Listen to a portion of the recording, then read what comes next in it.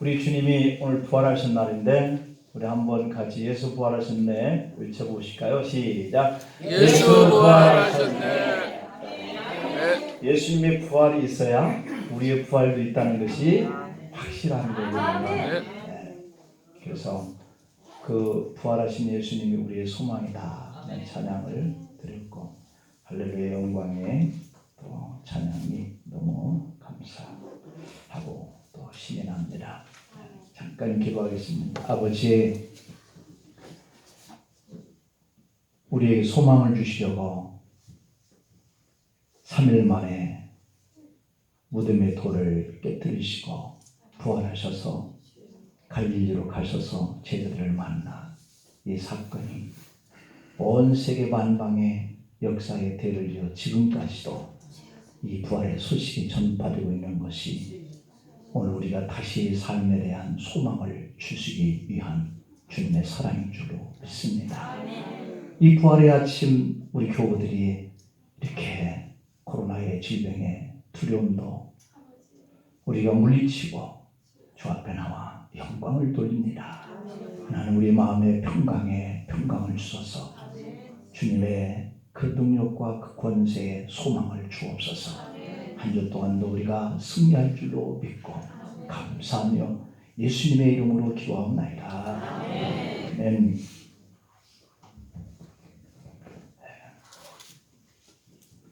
오늘은 우리 교우들이 또 부활의 아침에 이렇게 동참을 해주셔서 너무 감사를 드립니다.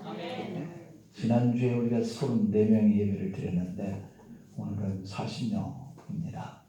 그래서 우리 부활을 같이 소망을 가지고 보여주셔서 얼마나 감사한지요. 다시 살아나야 하리라. 우리 신앙도 다시 살아나야 할 줄 믿습니다. 갈보리 언덕에 세워진 십자가 위에는 우리 죄를 대신 지신 예수님이 달리셨습니다. 신 포도주를 받으신 이후에 다 이뤘다, 이렇게 마지막 7마디를 마친 이후에 아버지여 내 영혼을 아버지 손에 맡깁니다 하고 운명을 하셨어요. 예수님은 그렇게 인류의 구속의 사역을 완성하신 거예요. 이로 인해서 우리가 구원받았음을 한편으로는 또 감사할 수밖에 없죠. 하나님의 아들을 십자가에 못 박아 죽이신 그 대가로 우리는 구원을 받았으니 하나님 아버지의 가장 슬픔에 처절한 날이 우리의 가장 기쁨과 화를 올릴 수 있는 소망의 날이 된 줄로 믿습니다. 더 이상 지옥으로 떨어질 염려가 없게 된 거예요. 이사야는 그래서 이렇게 하나님의 말씀을 대언해요. 그가 찔림은 우리의 허물 때문이라고. 그가 상한 것은 우리의 죄악 때문이라고. 그가 징계를 받은 것은 바로 우리의 평화를 위한 것이라고. 그가 채찍에 맞은 그 사건으로 인해서 우리가 나음을 입었다고 그렇게 외친 거예요. 할렐루야. 예수님이 자기 육체를 죽이심으로 우리가 하나님과 이렇게 불화하게 되어진 이 관계를 화목하게 이루신 줄로 믿습니다. 그리고 이제 갈보리 그 언덕에 엄숙한 정막이 깃들었어요. 왜냐하면 주님의 그 7마디의 외침이 다 끝나고 운명을 하셨기 때문에 이 골고다의 언덕에는 정막감이 이렇게 일어나기 시작해요. 그리고 저 멀리에 이 갈보리 언덕까지 안식일을 준비하라 하고 종소리가 은은하게 들려옵니다. 그러면 이제 더 이상 예수님의 시신도 이 십자가 상 위에 매달려 있을 수가 없는 거거든요. 갈보리 언덕 위에 있던 군중들도 이 안식일 때문에 다들 물러갔습니다. 두 강도의 시신이 십자가 상에서 내려져서 그들이 묻혀질 땅을 파고 있습니다. 다만 십자가에 달리신 예수님만 가시 멸류관을 쓰신 채 머리카락을 가슴에 늘어뜨린 채 하늘과 땅 사이에서 조용히 매달려 있습니다. 법대로 하면 안식일이 다가오기 때문에 사형 집행자들에 의해서 우리의 구속의 주님도 매장되어지기 위해서 십자가에서 내려와야 할 그런 형편에 있었습니다. 그러나 하나님은 예수님을 위해서 이미 다른 매장지를 정해놓고 계시기 때문에 그 양편에 있는 강도처럼 그 지역에 땅이 파여져서 그곳에 묻혀지지는 않게 하신 거예요. 모든 것을 다 이루신 예수님을 더 이상 지옥의 권세에 넘겨짐을 당치 않도록 매장지를 준비해 놓으셨다라고 하는 것이죠. 그때 이미 로마 총독의 궁정으로 통하는 그 길목에 군주에 올라가는 한 사람이 있었어요. 그의 얼굴은 무엇인가 아주 중요한 인물을 띠고 있는 사람처럼 근엄한 얼굴로, 그는 예루살렘 사람들이라고 하면 다 알 수 있는 그런 사람이었어요. 예루살렘 사람들은 그 사람을 존경할 만큼 고상하고 명망이 높은 사람이다, 다 알고 있는 사람. 바로 그 사람이 오늘 이 본문에 나오고 있는 아리마대 요셉이라고 하는 그러한 사람이에요. 그는 유대의 최고의 재판소의 한 회원이었습니다. 그는 사내들인 공회원으로서 예수님을 신문하는 모든 심리의 과정을 다 함께 참석했던 그 자리에 있었던 종교 재판국의 한 사람이었습니다. 그는 송사받는 예수님이 무죄다라고 하는 사실도 이미 알고 있었던 사람이에요. 그는 자기 동료 회원들이 모의와 행실에 찬성하지 않고 있었지만 그럴 수 없었다라고 하는 이런 자신감이 없었던 그러한 한 사람이었다고 볼 수 있죠. 그럼에도 불구하고 그들의 모의를 강하게 결정적으로 저항할 그런 용기는 갖지 못했던 그런 사람이었어요. 그래서 그는 자기 양심에 심한 가책을 받고 있었어요. 예수님께 피의 십자가 처형이 집행되던 그날, 요셉은 그저 저 멀리서 그 과정을 지켜만 봐야만 했던 그런 사람. 그러면서도 그는 생각했습니다. 어찌하여 나는 그를 변호하지 못하고 있단 말인가? 어찌하여 나는 한 번도 그의 제자입니다 라고 고백할 수 없었던가? 어찌하여 나는 한 번도 그분 앞에 무릎을 꿇을 수 없었던 것일까? 나는 어찌하여 무능하게도 그분이 죽을 죄가 없는 분입니다 라고 소리치지 못하고 저항 한번 못한 채 죽도록 내버려 두었단 말인가? 요셉은 그렇게 홀로 앉아 자신을 향해서 자책했었습니다. 살아계실 때 마땅히 자신으로부터 영광을 받았어야 할 그 주님, 이제 당신이 죽은 후에라도 나는 내 마음속에 주님을 향한 그 충성된 마음을 드릴 것이니 받아주소서. 이렇게 결심한 요셉은 궁정으로 향하여서 총독을 향하여서 발걸음을 걸어가고 있었던 것이죠. 요셉의 목적이 있었습니다. 예수님을 자신의 가족 묘에 매장할 권한을 허락해 주세요 라고 하는 허락받기 위한 발걸음이었죠. 그리고 요셉은 빌라도 앞에 단호하게 말합니다. 난 당신에게 한 가지 부탁을 하러 왔소. 예수님의 시신을 내게 내어주시오. 마가는 요셉의 이 행동을 마가복음 16장 43절에서 이렇게 기록합니다. 아리마대 사람 요셉이 와서 당돌이 빌라도에게 들어가 예수의 시체를 달라 하니 이 사람은 존경받는 공회원이요 하나님의 나라를 기다리는 자라, 이렇게 기록하고 있거든요. 십자가 위에서 못 박힌 예수님을 생각할 때마다 정할 수 없는 그 어떤 예감을 받았던 이 빌라도였는데, 마침 그의 양심 속에서도 그 예수는 죄 없는 자로 알았던 사람이었는데, 사람들이, 군중들이 십자가에 못 박게 하소서라고 외치는 바람에 십자가형을 허락해 줄 수밖에 없었던 그 일 때문에 고민하고 자책하고 있었던 것이죠. 예수님은 이미 죽은 이 후가 되었기 때문에 빌라도는 생각합니다. 예수가 죽은 이 마당에 영예로운 장례를 통하여 매장되어야 한다는데 빌라도도 동감하는 마음이 있었던 것이죠. 그러던 차에 요셉이 와서 청을 했으니 허락한 겁니다. 그렇게 하는 것이 자기 마음이 편할 것이다 라고 하는 생각을 가졌었을 것이라는 생각이 들어요. 요셉은 황급히 총독에게 살해를 한 후에 마치 큰 보물을 얻은 사람처럼 그렇게 물러나왔어요. 그리고 그는 세마포와 향과 신향 섞은 것을 샀습니다. 만일 세상에 그에게 무엇을 위해서 이것을 사는가라고 묻는다면 이것은 내 주님이요 이스라엘의 왕이신 예수님을 위해서 쓰려고 한다라고 큰 소리로 외치고 싶었을 거예요. 아리마다의 요셉이 갈보리 주님의 십자가 밑에 도착하니 거기에 또 누군가가 서 있습니다.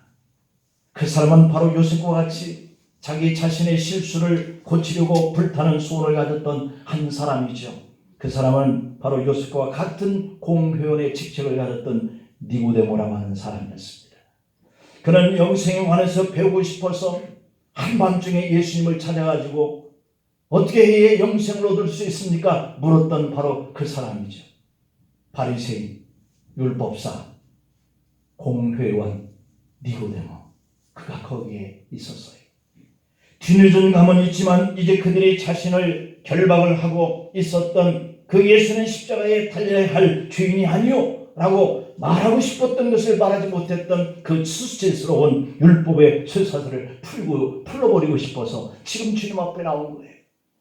오늘 우리들도 세상에 살면서 내가 주님 앞에 마음이 아픈 그런 수치스러운 부분이 있을 때 주님 앞에 차마 말하지 못하고 고백하지 못했던 것을 주님 앞에 고백하고 주님 내가 이런 사람이었습니다. 주님 제가 이렇게 믿음이 없는 사람이었습니다. 라고 고백하는 바로 그 고백이 주님 앞에 드려질 때 우리 마음은 얼마나 시원하겠어요. 마치 아리마대 요셉이나 니고데모가 그런 심정이었을 거예요. 여러분 그렇다면 누가 그들의 눈을 갑자기 열어주셔서 이러한 판단을 했을까요? 그렇습니다. 그분은 우리의 눈을 열어서 예수님을 믿게 하신 성령 하나님이십니다. 마치 떼짱 속에 눌려있던 음들이 떼짱을 걷어내 보니까 이미 그 떼짱 밑에 눌려서 자라나 있는 새싹. 그래서 떼짱을 걷어내니까 이미 자랐던 그 새싹들이 한꺼번에 이렇게 자라나서 자신의 모습을 자랑하는 것처럼 그들의 마음속에 오랫동안 존재하고 있었던 그 주님을 향한 믿음이 영광스러운 모습으로 드러나고 있는 바로 그 장면. 갈보리를 덮고 있던 그 구름이 뉘성을 바라면서 풍성한 은혜를 그들에게 아마 내리쬐는 그런 기분이 아니었을까. 니고데모는 말로 다 할 수 없는 이 감유에 젖어서 십자가상에 아직 매달려 계신 주님을 올려다보면서 그런 묵상을 하고 있을 그때에 아리마대 요셉이 갈보리 언덕에 당도한 겁니다. 요셉의 마음과 그 영은 니고데모를 보고 얼마나 기뻐했을까요? 저 니고데모도 나와 같은 심정이었구나.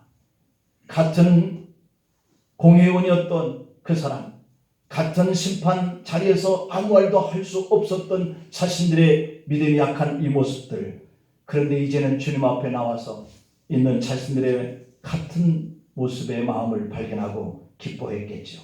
잠시 동안 서로는 신뢰 어린 대화를 나눴을 겁니다. 그리고 총독으로부터 받아낸 이 허락을 알린 다음에 통고 어린 그 수고를 시작합니다. 그들은 사닥다리를 구원의 왕이신 예수님이 매달린 나무 십자가에 조심스럽게 기리어 세웠을 거예요. 그리고 두 사람은 존경하는 마음으로 주님의 그 시신을 향하여 사다리에 한 칸 한 칸을 걸어서 위로 올라갔을 겁니다. 그들은 거룩한 성전의 계단을 오르는 그런 느낌이 들었을지도 모르죠. 방금 혼이 떠난 구주의 성천한 이 발밑까지 그들은 올라갔습니다. 그들은 머리를 숙여서 발에 입맞춤을 했을 겁니다. 그리고 더 높이 올라가 주님의 찢겨진 머리에까지 이르렀습니다. 피로 얼룩진 주님의 얼굴의 모습을 볼 때 그 격한 그 감정이 휘몰아쳤을 겁니다. 그들은 조심조심하여서 손과 발에 박힌 그 못을 뽑아냈을 겁니다. 그들은 자신들의 어깨로 보배로신 그 예수님의 시신을 아마 받쳐 안아서 내리기 시작했을 겁니다. 그리고 시신을 위해서 준비해갔던 이 세마포로 쌌습니다. 그렇습니다, 여러분. 우리도 십자가에 못 박히신 그 예수님을 마음속 깊이 사모하고 있는데 이 사모하고 있는 이 마음을 주님이 기뻐하신 만큼 우리가 표현하지 못하는 이런 모습들이 있었을 거예요. 그러나 어느 땐가 성령의 감동을 크게 받게 되는 날 용기를 내서 니고데모와 요셉처럼 우리의 믿음을 그렇게 신나게 고백할 때가 올 줄로 믿습니다. 죄를 사하기 위해서 치셨던 이 영적인 사다리를 치고 올라가서 저주받은 나무로부터 예수님을 떼어내어 내렸습니다. 피 흘려 죽어가는 주님의 모습 때문에 내 마음이 뜨겁게 달아오른 그런 열정을 가지고 이들은 그 일을 해냈습니다. 여러분, 예수님의 장례는 전혀 화려하지 않았습니다. 조용한 행렬 속에 울음소리도 들리지 않습니다. 오늘날 얼마나 많은 교회들이 예수님의 십자가의 무덤을 향하여서 엄숙한 그러한 종을 울리고 있는지요. 그러나 흐느끼는 만가도 없고 장례를 밝히는 횃불도 없습니다. 가슴 찢는 통회의 눈물도 사라졌고 주님의 구속에서 느껴지는 사랑과 감격과 기쁨도 사라졌습니다. 그러나 요셉과 니고데모는 예수님을 향하여 그 마음속에 다담아 두었던 그 사랑과 존경심, 그것을 이제 주님 앞에 드리는 이런 모습들이 진행되고 있습니다. 그래서 자신이 묻혀질 그 묘지에 예수님을 모십니다. 오늘 20장 1절 이하에 보면 안식 후 첫날 일찍이 어두울 때 막달라 마리아와 그리고 무덤가에 함께 왔었던 다른 여인들이 이렇게 베드로와 제자들을 향해서 달려갔다라고 하는 것처럼 오늘 이 요셉과 니고데모가 예수님을 안장하는 그러한 장소에 이 여인들도 함께 했을 거예요. 두 사람이 예수님의 시신을 지고 바위 동굴에 도착했을 때 거기에 적지 않게 바로 이 여인들이 예수님의 죽음을 슬퍼하는 행렬들이 있었습니다. 막달라 마리아, 예수님의 어머니 마리아와 같은 여인들이죠. 그리고 용기 있는 다른 여인들이 좀 떨어져서 그분의 행렬들을 뒤따르고 있었습니다. 그들 역시 자신들의 소망과 사랑의 전부였던 예수님을 어디에 모시는지 알고 싶었죠. 요셉과 니고데모는 예수님을 땅 위에 반듯하게 누웠습니다. 예수님의 장례 행렬을 따르는 여인들은 지금껏 마셨던 그 어떤 물보다도 더 많은 눈물을 흘리면서 주님의 머리와 가슴으로부터 얼룩진 피를 닦아내었을 겁니다. 그리고 요셉이 준비해왔던 이 세마포로 휘감고 모략과 침향을 넣고 예수님의 시신을 바위 속에 묘로 가져갑니다. 아마도 그들은 시신을 내려놓고 다시 한번 깊은 감동을 가지고 주님을 바라보면서 소리 없이 뜨거운 눈물을 흘렸을 겁니다. 그리고 깊은 슬픔에 빠진 채 각자의 거처로 돌아갔을 거예요. 여러분, 만일 우리 주님이 십자가에서 내려와 자기의 생명을 보존하려고 했다고 한다면 오늘 누구도 예수님이 하시는 그 일을 막을 수는 없었을 겁니다. 그러나 그렇게 하셨더라면 지금 우리의 몸과 영혼은 여전히 무덤 속에 남아서 영원히 음부에 갇히게 될 그러한 처지에 놓였을 겁니다. 죽음 자체보다 영원한 음부에서 지내게 될 이 일이 또 얼마나 무섭고 무겁겠는지요. 그 무덤에는 썩어짐이 왕노로 탈 그러한 음부지요. 마치 내 죄, 나에게 임할 이 죄의 저주가 여전히 걸려있고 어떠한 구원도 얻어낼 수 없었을 거예요. 이런 공포를 해결해 주시고 예수님 스스로가 십자가를 향하였고 그 죄의 문제를 다 해결해 주시느라고 죽으신 줄로 믿습니다. 하지만 죄의 문제를 다 해결하신 이후에 놀랍게도 예수님은 육신의 썩음을 당하지 아니하시고 3일 만에 부활하셨습니다. 이제 우리는 우리의 몸과 영혼은 이 무덤과 음부에 버리지 아니하는 것을 감사하면서 살기를 축복합니다. 왜냐하면 예수님이 올라가신 그 하나님 나라로 우리도 올라갈 것이기 때문이에요. 이제 사탄의 어떤 세력도 우리를 죄악의 어둠 속에 가두지 못할 줄로 믿습니다. 예수님의 순종하심으로 이루어놓으신 이 구원의 피공로가 우리의 몸을 신령하게 만들었기 때문이에요. 바울이 고백합니다. 고린도전서 15장 12절에서 우리의 몸이 다시 부활할 것이다 라고 말입니다. 만약 그렇지 않다면 그리스도의 자신도 부활하지 않았을 것이다 이렇게 말합니다. 바울은 고린도전서 15장 51절에서 이렇게 선포합니다. 보라, 내가 너희에게 비밀을 말하노니 우리가 다 잠잘 것이 아니요 마지막 나팔의 순식간에 호련히 다 변화하리니 나팔 소리가 나며 죽은 자들이 썩지 아니할 것으로 다시 살아나고 우리도 변화되리라. 사망아, 너희 승리가 어디 있느냐? 네가 쏘는 것이 어디 있느냐? 라고 선포하였습니다. 바울은 자신을 포함한 모든 믿는 우리 성도들이 이 사망의 세력에 눌려 있었고 그리고 그 죄와 연결되어 있었을 것으로 이렇게 말씀하고 있죠. 그 사망이 휘두르는 이 독검 아래에서 사람들은 그 죄 때문에 사망에게 종노릇하면서 그렇게 죽어간다고 그렇게 선언합니다.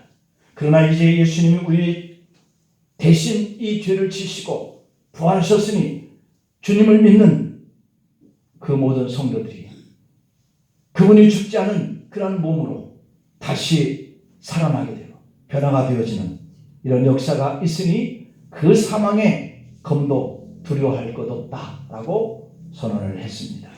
그리고 바울은 고린도전서 15장 57절에서 그리스도로 말미암아 우리에게 주시는 이 승리를 하나님 앞에 감사하라고 고백을 했습니다. 그리고 고린도전서 15장의 58절에서 바울은 항상 주의 일에 힘쓰는 자들이 되라. 이는 너희 수고가 주 안에서 헛되지 않는다라고 말합니다. 여러분, 악한 사람들은 자기들 속에서 일어나는 이러한 참든 생각들과 그 느낌들을 감추려고 간교한 계획을 세웠습니다. 예수님이 죽으실 때 일어났던 그 무서운 사건들은 오히려 그 악한 자들의 염려를 쫓아버리고 힘을 발휘하는 것으로 나타났어요. 그들은 매장된 예수님의 시체가 부활할 것에 대해서 또 두려워했습니다. 만약에 부활이 일어난다면 무덤을 지키고 있는 이 호위병들의 그 지킴이 무슨 소용이 있었겠습니까? 무덤의 문을 돌로 막고 그 위에 휘를 바른들 그 부활을 어찌 막을 수가 있었겠습니까? 그런데도 악한 자들은 예수님이 혹시라도 살아날지도 모른다는 이런 염려 때문에 원수들을 더 자극하여서 그들을 움직였습니다. 아무리 악한 자들의 죄가 지혜롭다 할지라도 그것은 마치 어둠 속에서 손으로 더듬는 것에 불과한 일이었어요. 로마 군사들은 시체가 그곳에 누워있는 것을 확인하고 굴려온 돌로 묘 입구를 막고 휘를 발라서 봉인 자극까지 다 마쳤습니다. 그것도 두려운지 그 앞을 지키는 병사들을 세워놨습니다. 그리고 그들은 말합니다. 우리가 예수를 죽이고 승리했다라고 말이죠. 그들이 이렇게까지 준비를 한 것이 무엇 때문이었을까요? 죽은 자가 다시 살아나지 못하게 하려고 그런 거죠. 그들은 예수님이 다시 살아날 수 있는 그 모든 조건들을 사람이 악한 생각을 동원해서 할 수 있는 방법은 다 써서 그렇게 했던 것이죠. 그러나 그들은 모든 이 악한 생각들은 그들이 쳐놓은 장미물에 불과했고 예수님의 생명이 나타나게 되었을 때 그들의 그 악한 간교함은 어둠 속에 속한 자들의 수고에 불과한 것으로 드러나죠. 오히려 그들의 악한 방법은 예수님이 부활했다라고 하는 이 하나님의 역사를 온 세상에 만방에 증거하는 그런 계기가 되고 말았어요. 인류의 죄를 단번에 사하시고 새 생명 가운데 살아계셨던 그 예수님이 하나님 앞에 순종하심이 사망의 권세와 사망의 동검 앞에서 두려워 떨고 있던 우리를 신령과 진정한 자유를 허락해 준 줄 믿습니다. 이제 그 예수님을 구주로 믿는 모든 사람들에게는 가장 기쁨의 부활의 날이 밝아온 것이고 그를 죽이려고 했었던 이 악한 계획들과 악한 검들은 그것이 헛수고였다는 것을 만천하게 드러낸 결과로 나타났습니다.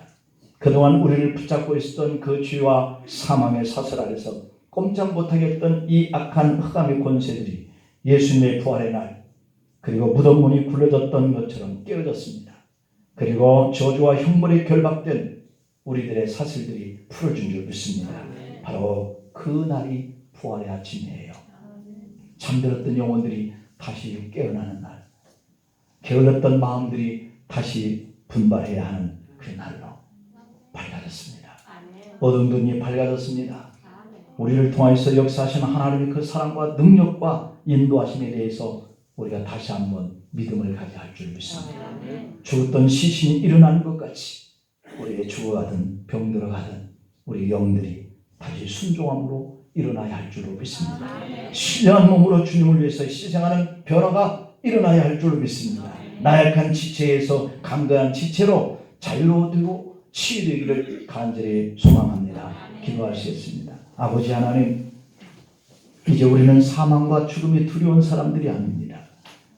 그것이 두렵지 않으신데 왜 환난과 또한 이러한 핍박들이 두렵겠는지, 나를 얽어매는 우리의 죄악의 서슬들로부터 그 결박을 풀어 하나님의 자녀로 부르시니가 우리를 의와 거룩함과 평강과 희락을 위하여서 부르신 줄로 오늘 또 믿고 우리의 심령에 답답한 그 하나님은 살아계신 분이신 것을 고백할 수 있도록 입술을 열어서 만방에 예수 그리스도는 우리 때문에 십자가에 달려서 죽으신 분이고 우리가 다시 부활해 새로운 생명을 가지고 소망 가운데 살 수 있도록 주님은 사흘 만에 부활하신 분이라고 증거하면서 살게 하여 주시옵소서. 변화된 순종적인 삶을 살게 하여 주시옵소서. 예수님의 이름으로 기도하옵나이다. 아멘.